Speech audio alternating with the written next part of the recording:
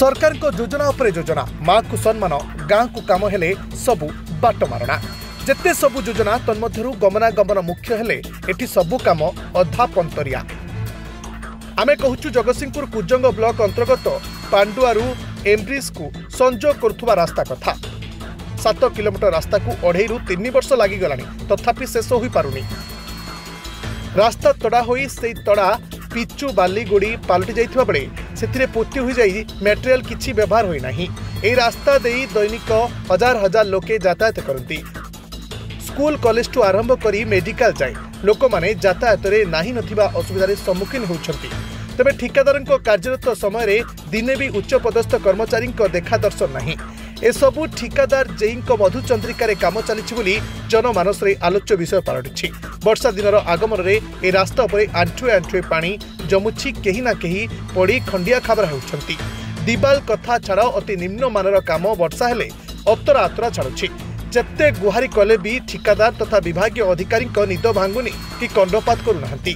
केतेक पंचायतर मान्यगण्य व्यक्ति विशेष तथा साधारण जनता गणमाध्यम जरिया उच्च पदस्थ कर्मचारी विभागीय अधिकारी जणाइथिले जे 2-3 मास मध्य तुरंत काम समापन करा जाई उन्नत मानर काम करा जाऊ। नूतन सरकार शासन भार ग्रहण करिथिबा मुख्यमंत्री दृष्टि आकर्षण मध्य करिथिले। कहिथिले तुरंत ए सबु समस्यार समाधान करा जिवो।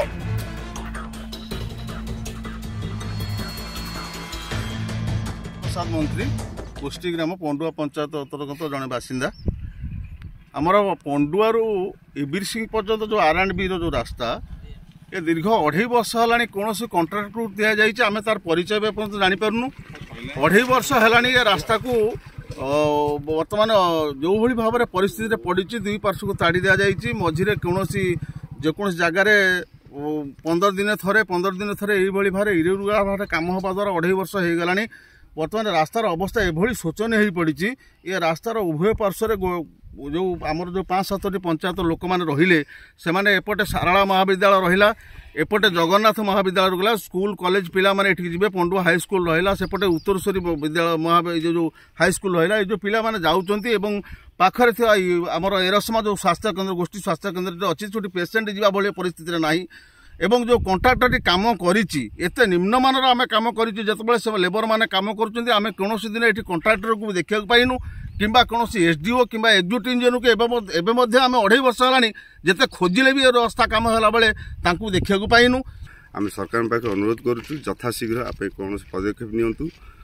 अधिकारी माने आपे कोनोसी पदक्षेप नै काम केमि सुरक्षित भाबे भलो काम हबो। जेमती नूतन सरकार आशा रखी कम निम्नमान कौन जो मेटेरियल यू बाहरी से मेटेरियल ही कम होते निम्नमान कम कहले भी चलनी।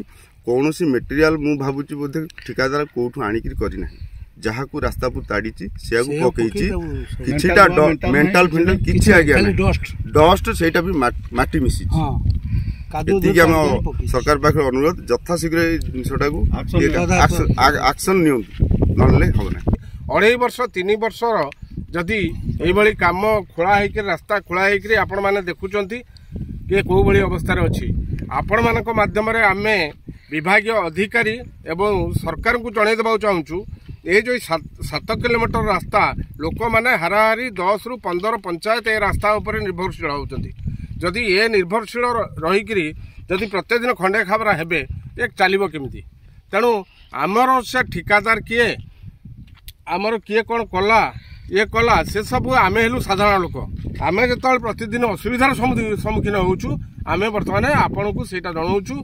आपण मैंने विभागीय अधिकारी देखी कहीकि ए रास्ताटा को त्वरान्वित भाव में जेते शीघ्र रास्ता भल भाव में सुंदर भाव में काम हेले आमर ए अंचल लोक उपकृत हेबे। नचेत जदि यहाँ खूब शीघ्र ए बाबद में कौन एक्शन न नि जाए ताहले आमे 10-15 पंचायत लोक एकाठी होकर आम मोहन माझी आमर जो माननीय मुख्यमंत्री बीजेपी बर्तमान जी नूतन भाव में शपथ नहीं आम पाखक जीवु पाखे आमर अभियोग जन आवश्यक पड़े आम प्रधानमंत्री को भी भेटिया भी कुंठाबोध करूँ।